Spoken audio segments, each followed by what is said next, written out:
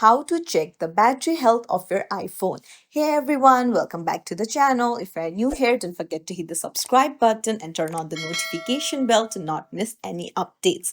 So today I'm going to show you how you can check the battery health of your iPhone in few simple steps. So let's dive right in. First things first, open up your iPhone settings and then go to battery.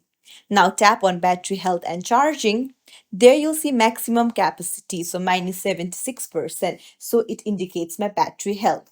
So 100% means the best battery capacity and it keeps on declining after you use it. So this is a measure of battery capacity relative to when it was new. So lower capacity may result in fewer hours of uses between charges.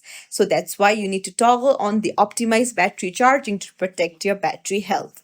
And that's it. If you found this tutorial helpful, don't forget to like and subscribe to our channel for more tips and tricks. Thank you for watching. See you in the next video.